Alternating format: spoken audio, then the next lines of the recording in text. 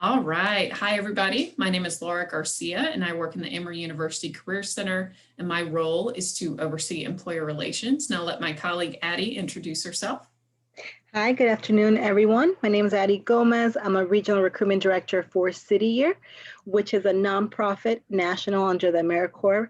And then we recruit for students to come do a gap year or a service year at an under-resourced school around the country. And welcome, everybody. If you have any questions throughout the presentation, we invite you to please feel free, go ahead and chat whatever questions you have through Q&A. If you feel more comfortable with chat, we're more than happy to address those as they come in. So thank you again for coming to learn a little bit about career fair prep. All right, to get us started, when it comes to getting started, the first thing that you want to do is understand who's actually coming to the event. You have access to the full list of employers who will be participating through Handshake. Go ahead and start looking through Handshake to see, do they have any jobs currently posted? As you look through the list, it'll also indicate when they signed up, specific majors they were hoping to connect with. They're hiring for internships, full-time jobs, other opportunities. So be sure to peel back the layers there and see a little bit more about them. You'll have the opportunity through the virtual fair to sign up for one of two things, either a group session or a one-on-one session to meet with a company representative. In order to be able to do this, and this is very important for you to understand and know, and please spread the word to your friends if they're having problems setting up any appointments or meetings with employers, you do need to update your Handshake profile and set it to either employer or community visibility. If you don't have that privacy setting updated, you can't sign up for the fair, and the employer, as they're interacting with you, can't really see your Handshake profile. You have to think of your Handshake profile during this event as the resume you would physically hand to an employer. You don't have an easy way, of course, to exchange a resume, so you're going to have to do it different ways, and we'll talk about that in a minute. You do need to be sure to include your GPA and update your class year. So some of the employers may have a GPA restriction where they would like to talk to students that have a 3.0 or above, for example. If you have no GPA listed, it shows you as unqualified because they don't know your GPA. You have to make sure your GPA is updated. This is not something that's automatically populated like it is from the registrar's database or on other systems across campus. So as I mentioned, your Handshake profile is your resume during the fair, so make sure it's updated. And even though that is your quote unquote resume during the event, you need to have a polished resume ready and ready to send, whether it's through email or other means, applying to a company website after that conversation is over. But I'd also recommend having a pen, notepad ready, so that way as they talk to you, you can jot down a couple of notes and remember the conversation, and of course, appropriate attire. And Addie, I know we were talking about this a little bit earlier. Do you have comments on that or other things to think about it as the students will kick off a conversation with employers? Yes, so I have two thoughts actually. One on the attire, even though you're virtual, as you can see us, you can see pretty much neck or shoulder up. You might get really enthusiastic or excited speaking to an employer. Imagine if you're like, oh, let me show you this, and you stand up and you're wearing pajama pants. So make sure, pretend you're going to an in-person career fair, no distractions here, and just have a nice attire on. And then secondly, another thing I thought about while you're getting started, be open-minded. So you might have specific employers you're really interested in or align with your passions, but actually challenge your interest. Think of some companies that you might never really think about and just start writing them down, do a little bit of research, and still go and visit them. Mm-hmm.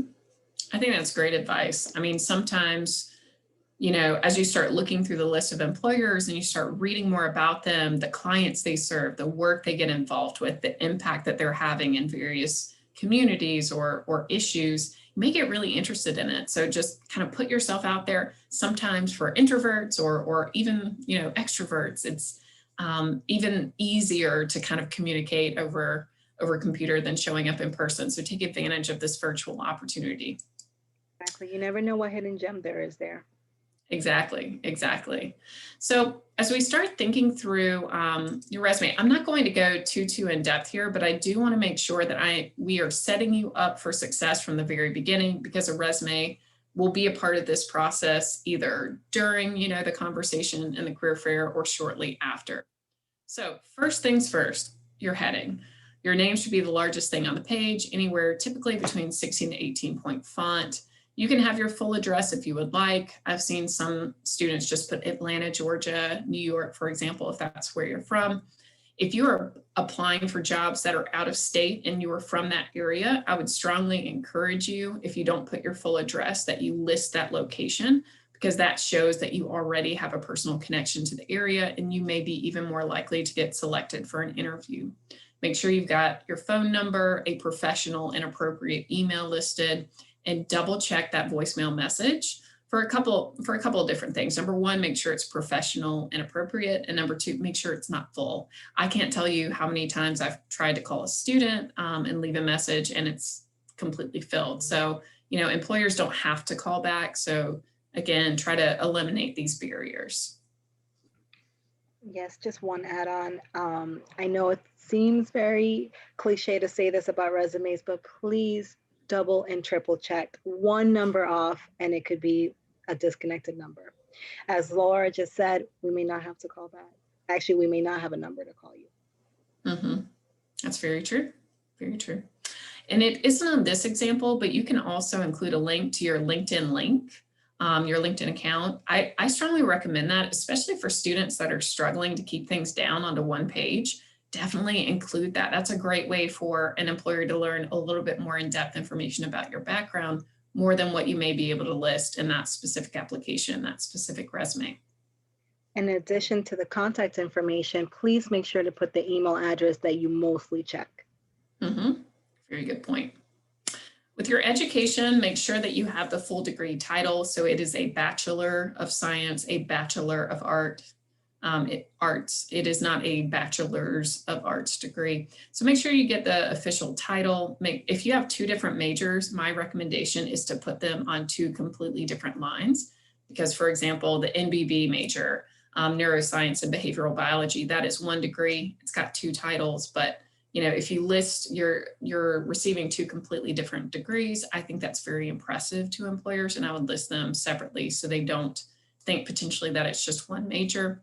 Make sure you have that graduation date listed in your GPA if it's a 3.0 or higher. If it's below a 3.0, I recommend taking it off, but be prepared for the conversation. So sometimes employers will ask you about that, and that doesn't mean you are automatically removed from consideration necessarily by that employer. Maybe you're pre-med and didn't do very well in your science courses, for example, and shifted gears and you're doing much better in your coursework now in your new major. Those would be things that I would mention if that came up, for example, but always talk to a career counselor if you're in a situation like that, and they can help coach you through that particular conversation. You could also have relevant coursework, study abroad, and maybe your high school listed if you're a first or second year student. Once you get to third or fourth year, remove that, take that off your resume. All right, so experience, and I'm going to lean heavily on Addie for her industry and employer expertise here. But a couple of core things that I want to highlight. It is typical for students to include a lot of tasks here, but I want you to focus more so on your qualifications, your skills, your accomplishments, how you really made a previous employer better by the work that you did. So don't focus on your tasks, focus on kind of higher order things, higher level things that you really took away from that experience and think about what you contributed. What are some things that stand out to you, Addie? Yes, Laura, very interesting how we spoke earlier. Job descriptions is something as an employer that we usually see copy and pasted into resumes. We can also Google them. So I would say really, as Laura just mentioned, any accomplishments that you have done in the organization or company. If you feel that you haven't done many, really brainstorm or put just things that have to do more specific with the role you did. I'm pretty sure if it's not something you feel it's huge as an accomplishment, it'll be much different than just a typical job description. So definitely focus on that. Mm-hmm. And you can read through some of the bullet points that I listed out here, but an example of an impact or how you positively, change the work in a past organization would be something like how you reconciled the cash drawer each evening, which averaged between $500 to $1,000. So that accuracy, detail orientation might help you stand out versus other students. The fact that you utilize SQL to maintain a database of over 2,000 customer accounts. If you're going into a job that is seeking a specific technical skill, if you have used that in the past, incorporate that into your bullet points. That's pretty critical. If you don't include that, they don't necessarily know that you've gained that skill outside of the classroom, and that practical application really stands out many times. One thing that we would advise is have multiple resumes. So have a resume where it can be 5 pages, just everything absolutely you've done. And that is just your foundation. So as Laura just mentioned, if you're visiting or you're very interested in an employer with specific things they're looking for, tailor your resume or a resume to that. When you come into a career fair, your most generic one, definitely include just obviously your most recent experience, but your most highlights as well, your biggest ones. Something I've also noted as well, students don't always know how to name their files appropriately. I would strongly encourage you with your resume, your cover letter, whatever, name it something like Laura Garcia resume, Laura Garcia cover letter. So that way when someone opens up your materials, they know it's from you. It's not just a resume. It could be a resume for anybody if it doesn't include your particular name, but you're starting to establish this impression of professionalism. And if you create more specific resumes, like what Addie's talking about, you could do Laura Garcia, Home Depot resume, Laura Garcia, City Year resume. These things are important for you to do. Yes, that is a great point, Laura. Also, test the format of your resume, send it to yourself, maybe a few friends, make sure they can open it and make sure to see what it looks like, because sometimes the format can change as well. And some employers will have specific ask on their website or their application, like PDF format, Word doc format. Please make sure to look at that. Agree. All right, a couple last things about resumes before we dive into more about career fair prep. So involvement, many times I recommend for students to treat this section the same way that they would for experience. In particular, if you're a younger student, a first, second year student, just getting started, really looking for that first internship, don't overlook the involvement that you currently have. And think about the activities, what skills you've demonstrated through these experiences, any accomplishments that you have. My personal pet peeve, I don't really like it when people said, attended weekly meetings. Of course you did. If you were involved, of course you showed up. But think about, what did you contribute? So here's an example. This person personally raised $1,200 to benefit Children's Miracle Network. Another bullet point, supervised a committee of 5 members to oversee marketing efforts of the group. I really like quantifications. So numbers, dollars, percentages, that gives somebody a better sense of the scope of what you were doing. A great tip for this one is sometimes students could think it has to be an involvement of like months, right? Or a larger commitment. It depends. You can actually put walks. I've had students who've put different walks they've done and they've titled it like humanitarian efforts. Again, in the most recent as well, you don't want something from like middle school. Another thing that you may put is like you volunteered a few hours, even if it was just like for a month, but like at a soup kitchen, but really elaborate like any impacts you may have had or what came out of that. It all depends again, what organization or company you're applying for as well. I think that's a very valid point, because you don't always have to think about experience as paid experience either. So if I'm applying for a job at City Year, I could have a relevant experience section. And if I volunteer to tutor, children in the area through some particular organization, that's what City Year really cares about. That shows a direct correlation to the type of work you'd be doing in the future. So that's why creating different types of resumes can be really helpful in creating different types of experience sections. And highlight the most relevant aspects, de-emphasize lesser relevant aspects. That's why I think LinkedIn is so helpful, because that's in a way like your master resume, and your resume that you submit to individual positions or opportunities, that's your marketing flyer where you are highlighting specifics related to that role. So last couple of things, be sure to list skills on your resume, in particular if they're listed in specific job descriptions. So if they're looking for someone who is proficient in SQL, there is a hidden thing that you need to be aware of. And I'm talking about this during a career fair prep presentation specifically, because you still might have to fight the robots after you actually meet a person. So many larger organizations use things called applicant tracking systems. And they use this to help keep track of all the applications that come in, as it kind of says, just from the name. But they also use this to help filter applications to those applicants that may most likely be qualified. So if I'm looking for someone with experiences in databases, specifically SQL, if that's not listed on your resume, you're not going to get through that initial screen. So just be aware of that. That's not to make you scared or concerned, but you need to be very conscious of this and really pay attention to each job description to which you are applying. Absolutely. And thank you, Laura, for relating it back to city year. For instance, keywords for city year: education, tutoring, youth work, and so forth. So keep in mind for that. That is very popular nowadays for sourcing. Mm-hmm. All right, so kind of going into a couple of the details specifically with Handshake. So your Handshake profile is your resume during the career fair, virtual career fair event. So your goal, as you can see over here by the big yellow arrow, should be for your profile to be 100% complete. And this is what I would strongly recommend for you to do. You can have an employer view set, but I encourage students to set the community view in terms of their privacy that you can see kind of over here on the left-hand side. The reason why I recommend community settings is that you can actually have conversations with other students at Emory. Say if somebody is working at City Year, you want to learn more about their experience, or an alum that works at City Year now, you can actually message individuals that have Handshake accounts if you have that community setting. So would recommend doing that.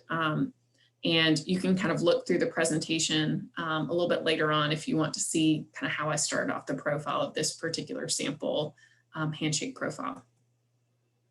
So a couple things with research to prepare for meeting an employer. If it is planned, I want to go talk to this particular employer. These are the high level things I would recommend that or try to find out. Number one, of course, open positions. Be aware some employers will not have something posted in Handshake. They may post it on their company website, or you may not be able to find something that they currently have listed. And what I would do in this particular situation would be, hello, I was reading about your organization. I saw you have A, B, and C divisions, was very interested in the work that you were doing. I tried to find some openings on Handshake in your website, but I wasn't quite sure of the entry-level opportunities for someone with my background. Can you tell me more about what you're seeking to fill? Something like that helps start that conversation. You're demonstrating your research and you're giving a direction for the conversation to go into. But do kind of understand who they are, look at their news or headlines. These are little nuggets you can kind of drop into the conversation. But I know Addie had some good tips as well about this. Yes, kind of adding on to what you just said, it excites us when, it's a detail of like, hey, in the last 2 years, your company won the triple diamond. Even as a recruiter, I could be like, wow, I haven't read that most recently. I would say overall also to keep it very genuine and authentic. So when you're coming in, you did your major research on those companies that you're really excited about. That's great. Let's say the day of, you find a company that just interested you at the very moment. It's okay to walk in and say, hey, I just became interested today. Could you please tell me more? One, as a recruiter, that's our job. So we get extra excited. But also two, we really appreciate when we do. So you can fake it till you make it, but it's very different when we start asking questions and then you no longer know the information. We can probably tell. So it's okay to upfront just say, hey, I haven't done major research. Could you please tell me more? We're already excited that you have come in and you wanted to talk to us. So please know that. Mm-hmm. That's the thing to always remember. Employers are signing up to meet you. They want to meet you. So I know it can be very intimidating, but I think it's important to reframe it and think about, wow, they're excited to meet me, and try to take away the nerves. Just go ahead, start the conversation and see where it goes. Many times it could lead you to some really cool future opportunities. So don't be afraid to put yourself out there. Absolutely. So a couple of other things about meeting employers during the fair, and Addie touched on this earlier. Here are some samples of professional attire. I would recommend overdressing rather than underdressing. So if you have access to a suit, I would put that on. If you only have access to perhaps a blazer or a professional jacket, the great thing is about virtual is that even if you borrowed a family member's jacket, no one can really tell the fit. You're not walking around. But even if you don't have access to that, just dress your best. Darker colors tend to be more formal and will make a stronger impression. But again, whenever in doubt, you don't want to stand out for your clothing. You want to stand out for the quality of the conversation. So always focus on that more so than appearances. Try to be neat, kind of groomed and all of that. Do you have other thoughts on kind of that attire piece, Addie? Um, I want to say actually something on the eye contact. So kind of following more with how to be on camera. Usually in person, right? We always recommend eye contact. Definitely make it on camera. We would say no distractions. So we can tell when you're making right interaction versus looking down at a phone, looking away. As Laura mentioned earlier, maybe the background around you. Make sure you're in a good and silent space with no distractions. I would definitely recommend that. Mm-hmm. And to interact with the employers in the virtual space, it's different than a career fair where you could just show up, see somebody interesting, see their cool banner or whatever other display they may have up, and you can just walk up and have a conversation. In the virtual world, probably not surprising to you all, it's different. So you have to pre-schedule everything. Now, you can still sign up to meet an employer even the day of the fair. I think they close at maybe 30 minutes before the appointment would actually start. But the point is that the earlier you sign up for the slot, the earlier the employer could know who they're meeting with, see a little bit more about you, see if you've already applied to an opportunity that they have posted on Handshake or elsewhere. It just makes a solid impression. That doesn't mean you shouldn't sign up if something suddenly opens up, but if you have the ability to do so, please do. I had a question from a student about which is better, group sessions, if I attend this 30-minute session versus a one-on-one 10-minute session. I don't, that's hard to gauge. Each employer is different in terms of their opinions. Of course, you get that one-on-one in-depth opportunity to shine with one-on-ones.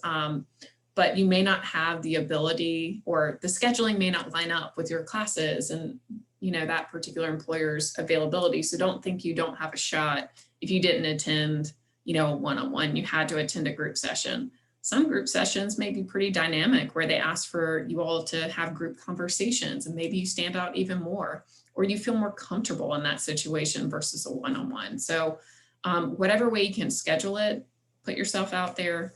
What do you think, Addie? Yeah, that's definitely another recommendation as to why you should sign up as early as possible, because availability. You might have a preference, but if it's not available, you may have to go with the other one. For City Year, at least I could say that it's really more on the student. What do you feel most comfortable with?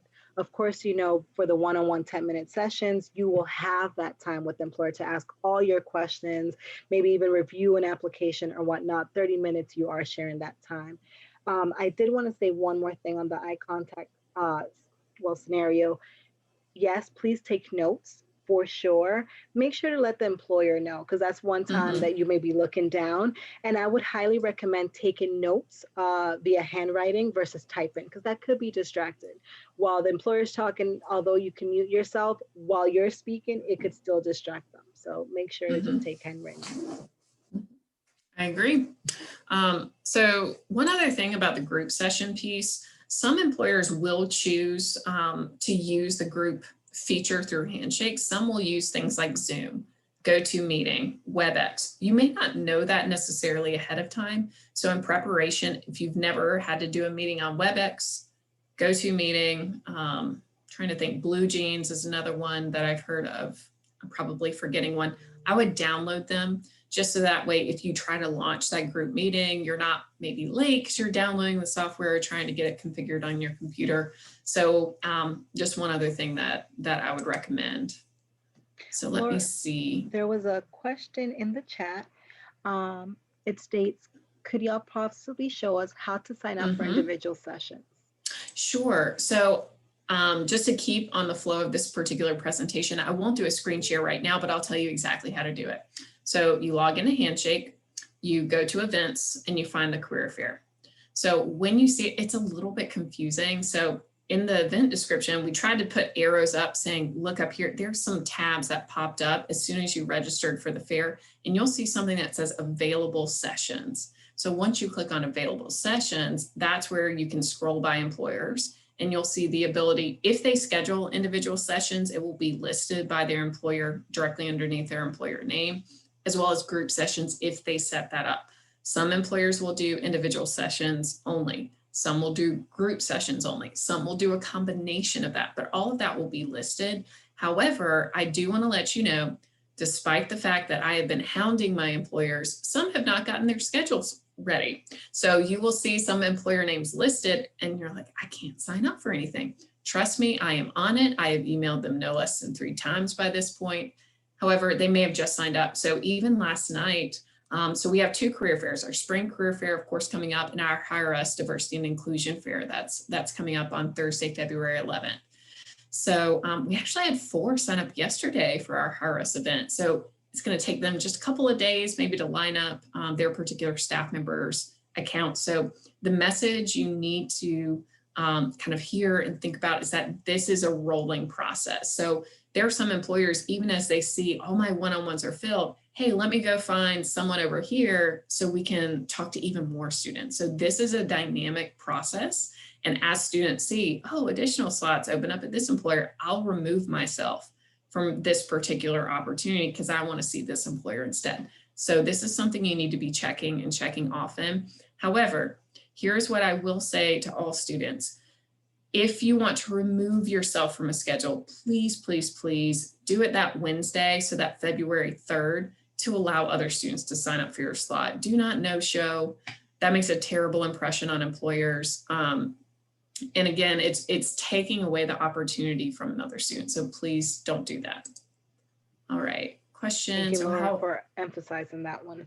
Please, if you're not planning to show up, please cancel.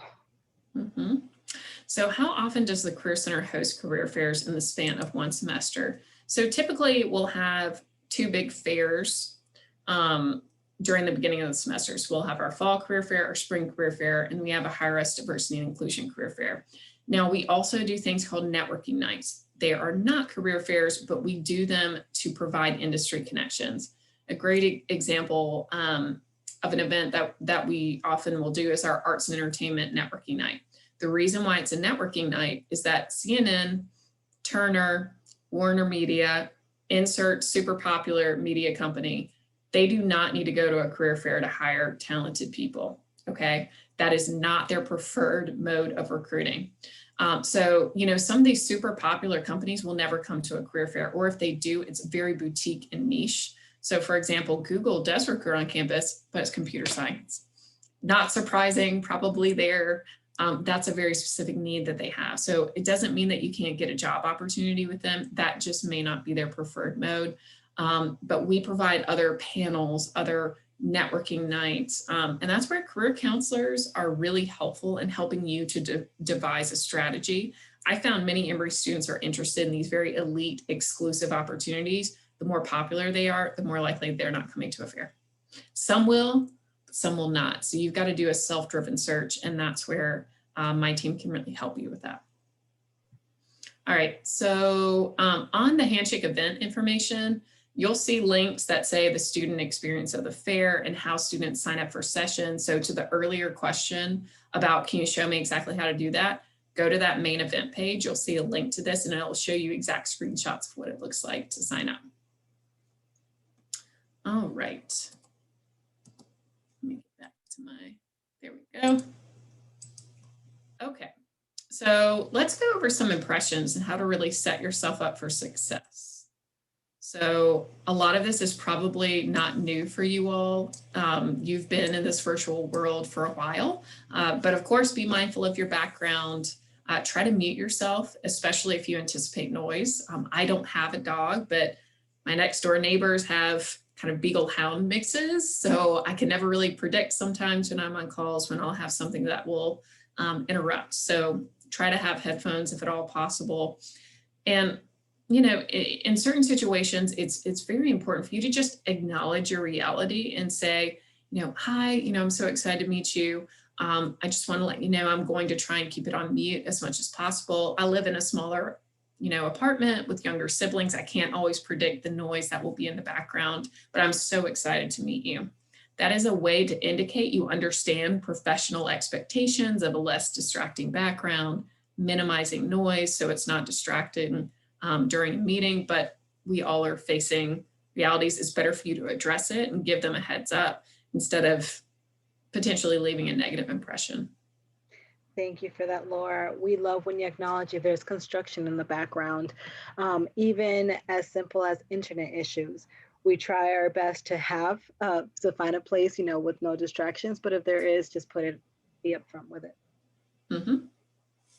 Yep. And of course, as we mentioned earlier, have that LinkedIn profile link available. I think that's really helpful. So as you're having a conversation, if they said, send me your resume, you could actually send a link to your Handshake profile. That's one thing you could do. Go ahead and have your email up too and ready so you could send the recruiter your resume. They may actually ask you to do that in the very beginning of the conversation because, unless if things just recently changed with Handshake, there's not a really good way to facilitate that exchange. So be prepared with that. And note something over here with this kind of chat function. And you may have noticed this on previous Zoom calls, but be aware of this. Once you close that meeting on Handshake, there's no record of the conversation that you had. So if they shared their email so you can follow up, copy and paste that. You may, if you have the ability to get to two screens or you have the access to that, I think it's helpful having that so you can copy and paste, drop it over there, but you're still, engaged in the conversation.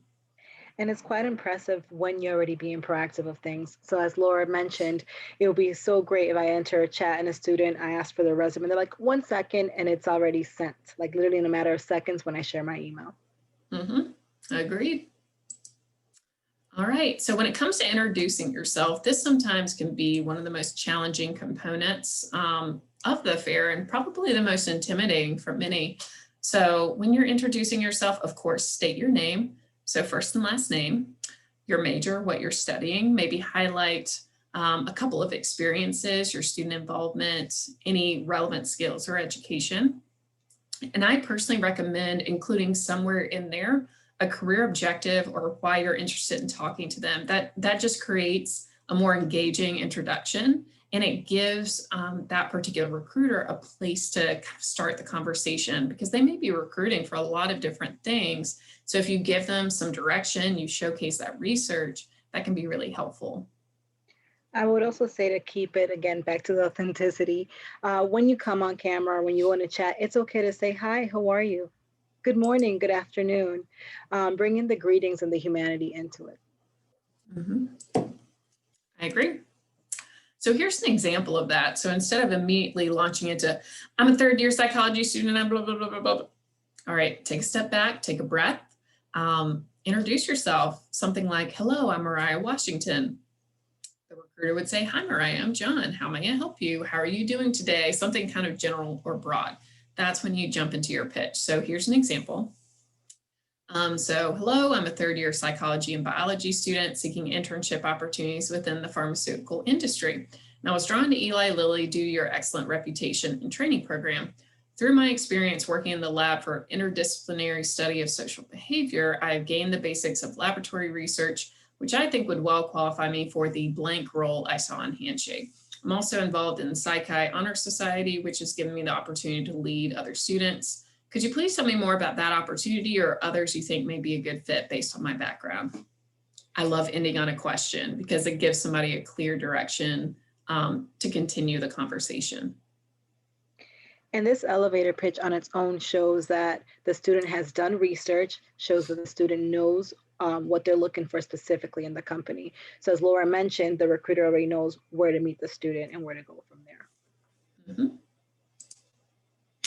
All right, so a couple of things as you wrap up. Number one, determine what are the next steps. Are you applying online? Are they posting a job in 2 to 3 weeks?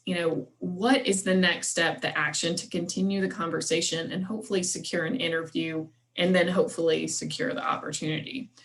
Make sure that you're collecting contact information. This is not something my office can provide for you after the fact. We don't always know who you're meeting with. We don't always get access to the same contact information. So just be aware of that this is really on you. And on that note, don't be turned off or don't be surprised if there are some employers that say, oh, I don't give out my email, but let me give you the central recruiting email. The reason why I say that, this happens a lot with bigger firms. So I work with this one Big Four, accounting, consulting, advisory related firm, and they do not give out the emails of their current staff members. It's not that they don't want to stay in touch with the students. It's just they have a process where a central recruiter monitors the account. They send out the thank you notes after you have that interaction. So it leaves a very positive impression, but that's just a process that they prefer. There are some individuals that are higher up in the organization. They're very busy. So they may not be able to respond to quick questions or even be well versed in the recruiting component. So just be aware of that. That it's not a slight against you. It may just be a process that they prefer to go through. And this is why it's important to get the recruiter's contact information, because in those generic emails, you can still say it was great speaking to you, so they know who the email is directed to.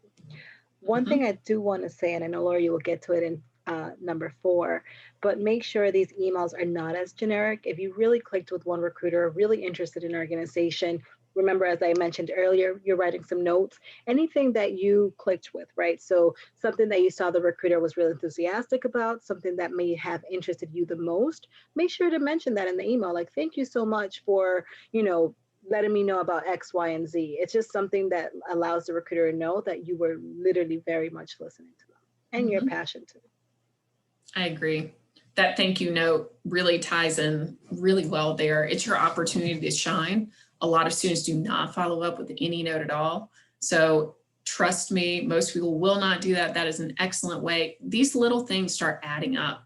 Inevitably, most likely, you are not going to be the only one applying for that opportunity. So employers are evaluating their options, and these little things build up. And it may be you look just as good on paper, have everything else, even you sent the thank you note, you get the job. It can be that simplistic, or even the opposite, where maybe someone else on paper looked slightly better GPA, whatever it may be. But first off, don't get caught up in GPA. Many employers don't really care, or it's 3.6 versus a 3.4 is interchangeable to them.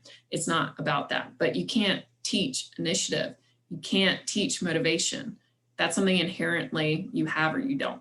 So doing little things like that show that you are dedicated, you are passionate, and those are things that you can't teach. Many employers believe in a person. So be sure to do that. One thing, Laura, that I want to make sure to mention that you stated earlier is we're focused on thank you emails. In the current climate, sending a handwritten note, while it's very touching, not everyone's in the office, so it might not get to them on time. So definitely an email is the best way to go in this climate. I agree. Good points. Thank you for remembering that too. So a couple kind of general tips that I think would be helpful for you all to know. Arrive to those scheduled meetings early, make sure that you're taking notes. And as Addie said, tell them that you're taking notes. So that way, if you're looking away or doing something, they know, oh, wow, even though visually she's not engaged, I can tell she's so engaged in the content that she's taking notes. As I mentioned earlier, try to find that quiet place. Try to make sure it's not distracting. It, in particular, with people moving behind you, traffic moving behind you, fans above your head. So movement is what I think bothers most people.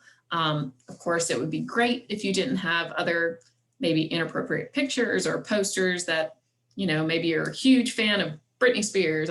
That's an old reference, sorry. But whoever the pop star of the moment is, they don't want to see that. It doesn't make you look professional. So keep that in mind. Of course, be professional, show enthusiasm throughout, and make sure that you are very active on Handshake. And it looks like a question came in. So I might be meeting with an employer I already applied to, but was rejected. I'm planning on reapplying for the next cycle. Do you have any advice on how to navigate a meeting with such an employer? First off, yes. I am so excited for you. So many students think that a rejection once is a rejection for forever, and that is not the case. I have seen so many students that maybe they didn't get it the first round, but they got it the second round. So kudos for you. Kudos to you for still pursuing that. And frankly, I think employers may be even more impressed because that shows maturity and that you really are dedicated. What do you think, Addie? I'm highly impressed. I was so happy to see that question. Absolutely. I will tell you the first thing is that the employer will be impressed that you're still, right, pursuing the opportunity. Second, I would say, honestly ask, just say, hey, what are things you're looking for in a candidate? What are things that could make an application stronger? think of your own application and think of ways that you may potentially improve, right? So just say, okay, I might have spoken about these things. What are things that could make that a stronger application, for instance? Definitely gauge the employer. If the recruiter is like, I can't super support you with like specific questions on the application, that's okay. But then talk about the role itself. What can make you a stronger candidate? Mm-hmm. Excellent question. All right. So a couple final things, and then any questions that you all have, please drop them into the chat, Q&A. We're more than happy to help. So as I mentioned earlier, after you have this conversation, most likely they're going to say, go apply on our website. Do not think that they are blowing you off. It is important for you to make this connection. Sometimes I get questions from students, well, why should I attend the career fair? I already applied to their job. Why does it matter? All right, the reason why it matters is that a lot of other people are applying to the job too, but not a lot of other people are going to show up and set up a meeting with that particular employer. So this goes back to what I said earlier. You can't teach people motivation, and face time is critical. And this is one of your first forays into the quote unquote real world where things aren't fair. Okay. The person with the highest GPA is not always going to be the one that gets the best job. It's about that personal connection. So, if you're making a personal connection, you're coming across very professionally, there may be things where you feel insecure or not very confident about in your background, that because you developed that connection, you showed that you're motivated and passionate about what they do, where you get picked and someone else doesn't. So keep that in mind. Don't blow off the instructions that they gave you, and make sure that you listen. Take those notes down. I'm not the best auditory learner. I have to write down everything so I can remember it. Go back and review your notes if you need to do that as well, and follow through. And be aware, after the career fair, interviews could pop up as early as the following week. If you have not seen typical interview questions, how to prepare for that, models that can help you excel in the process, we have some on the Career Center website, career.emory.edu. Be sure to go ahead and practice. And if you can schedule a mock interview, I'd encourage you to do it, even if it's just a general mock interview. That will make sure that you kind of catch any little things that may hold you back in a future interview. And do be aware, some employers may expect for you to attend an upcoming information session where you could learn more in depth about their opportunities or that particular organization, or they may encourage you to engage in another event or a future meeting. If you can go to those, it absolutely makes a difference in your candidacy. I know of a lot of employers that have kind of that hidden tracking system where it's like, oh, Laura Garcia showed up at the career fair. Laura Garcia showed up at our information session. Oh, she met with us at this other time. So it's kind of like a check, check, check in your favor. So as much as you can show up, that again conveys your interest and can increase your candidacy. So Laura, I will add on to that with a recruiter secret. So we can recommend prospects on our end. And those are ways that we do, right? So we have seen this prospect quite engaged in XYZ event. Or as she mentioned earlier, these are ways that your resume may be strong, your application could be strong, but your interaction was even stronger. And those are notes that are taken on our back end. So you will have your application profile and we can write the interaction. So please know that, especially the thank you notes as well, every step you do take and you're proactive with, we do take into account. Mm-hmm. Very good. All right. So that's really it. And my colleague, Phil Smith, was unfortunately not able to come today, but Addie Gomez is absolutely fantastic. She actually leads the entire regional team at City Year. I apologize, I'm probably missing some of the details of your background, but it's just been an absolute pleasure. And thank you so much for your insight. Oh, thank you for having me. Are there any questions? This was a great chat.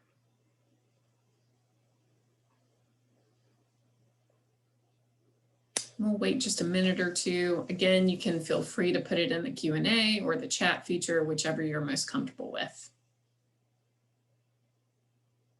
And if you don't, that's fine. I hope you all have a wonderful afternoon and best of luck with the career fair, which is next Friday, February 5th is the Spring Career Fair. And we do have a Hire Us Diversity and Inclusion Career Fair That will be on Thursday, February 11th. So go ahead and start registering now if you haven't already. I would say, just as a final tip, is definitely take advantage of your career services. We employers can definitely tell a lot the difference between students that use the resources of their career center and those that do not. Thank you for that plug, Addie. I did not push you to do that, so I am appreciative of you saying that. Thank you so much.